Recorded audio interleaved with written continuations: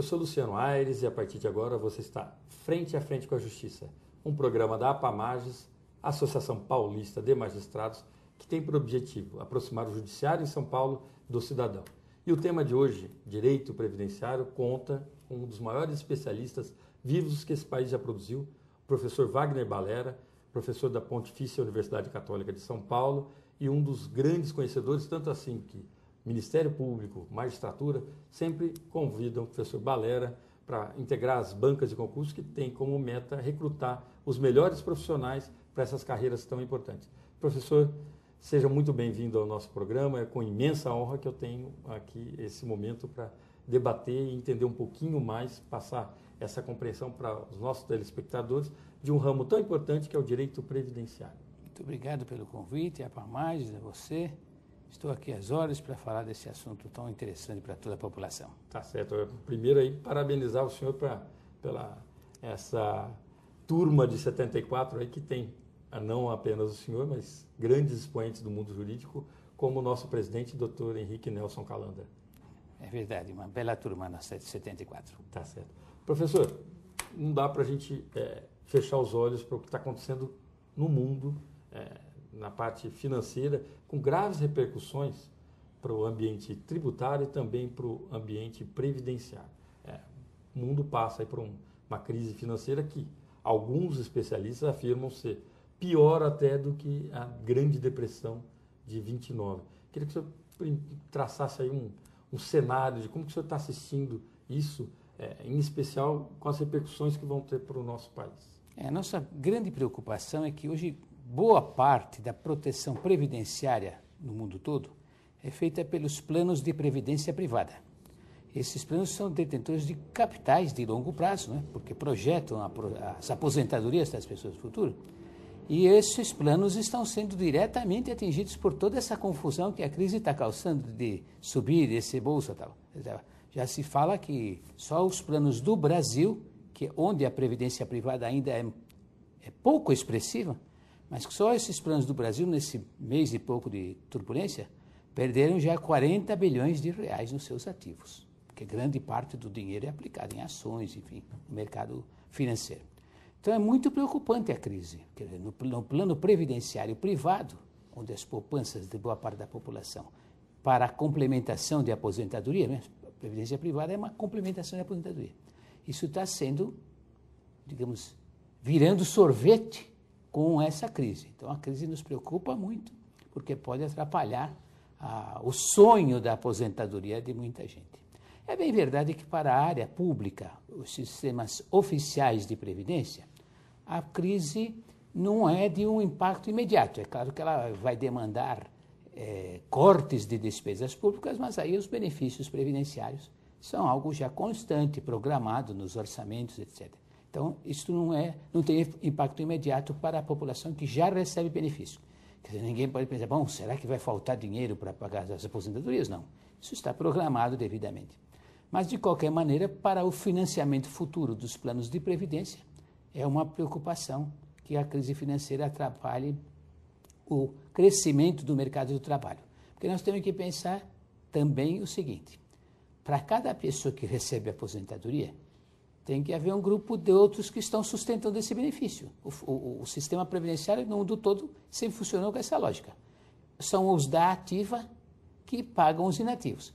Diz-se até que é uma solidariedade entre gerações. A geração presente, a geração dos trabalhadores presente no mercado, está sustentando a geração pretérita. E a geração futura vai sustentar a geração presente. Então é muito importante que o mercado de trabalho cresça sempre, porque é dele que vem o financiamento dos planos previdenciários. E esse um outro ponto interessante, a Europa, por exemplo, assiste aí um crescimento vegetativo, às vezes negativo. Isso traz impacto também para o sistema previdenciário, imagino, na medida em que se a população vai diminuindo, vai cada vez ficando com um número de idosos, de pessoas inativas crescendo, e uma parcela dessa população ativa sendo reduzida, isso não traz também um reflexo, um descompasso nessa equação, difícil equação previdenciária? Você está falando do que os especialistas têm chamado a transição demográfica. Nós estamos vivendo numa época de transição demográfica. A população está ficando mais velha, as pessoas estão vivendo mais tempo, porque todo mundo quer, né? Todos nós queremos viver eternamente. Graças a Deus. Né? Então, nós queremos viver mais tempo. Isso é ótimo para todos. E vai ser cada vez maior essa realidade, porque com o avanço da medicina e das medidas de prevenção, quer dizer, hoje todo mundo se preocupa com a saúde, não quando perdeu, mas antes, né? Com medidas, com cuidados antecedentes à própria doença. Então, é uma perspectiva de que as pessoas vão ainda continuar vivendo mais tempo. Por outro lado, você lembrava bem, o número de nascimentos tem diminuído. Então, aqui nós estamos diante de duas realidades que afetam diretamente os planos previdenciários. Quer dizer, o aumento da longevidade provoca maior gasto, porque as pessoas vão ficar recebendo benefício por mais tempo. E a diminuição da natalidade diminui aqueles que vão para os postos de trabalho. Ora, essa questão, há 20 anos atrás, a Organização Internacional do Trabalho já começava a se preocupar com isso, porque a transição demográfica não acontece de uma hora para outra, ela está acontecendo. E propunha novas medidas que devem ser tomadas para que haja um equilíbrio no sistema previdenciário. Uma das medidas das quais ninguém gosta muito de falar, mas que é necessário pensar na sua adoção, é a fixação de uma idade mínima para as aposentadorias. Aqui no Brasil, quando se fala nisso, você logo vê as pessoas franzirem a cara ou virarem o rosto. Porque acham, bom, mas agora que eu estou chegando, agora que eu estou próximo, por que vai atingir a mim? Mas é que isto em algum momento terá que se fazer. Quer dizer, a transição demográfica exige a fixação de uma idade mínima. O que nós devemos discutir enquanto sociedade é qual é essa idade.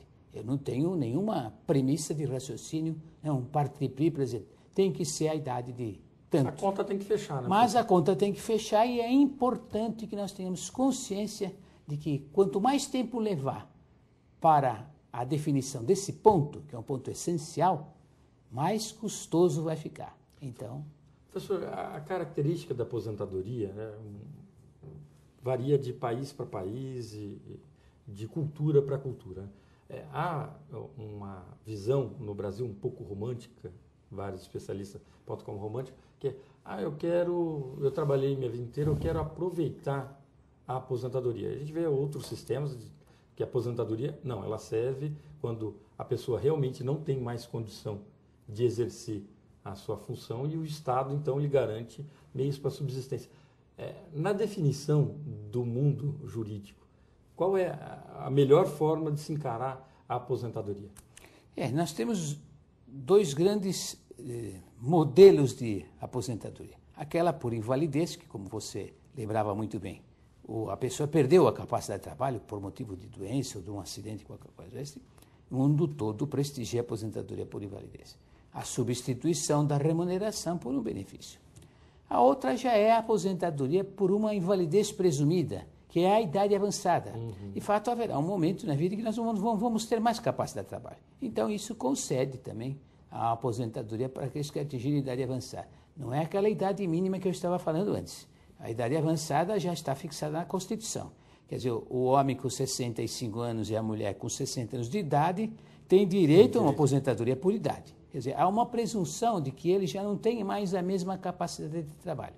Essa presunção, às vezes, não se confirma, porque o sujeito obtém a aposentadoria e continua trabalhando. O que aqui também cria um outro disparate no sistema. Quer dizer, o sistema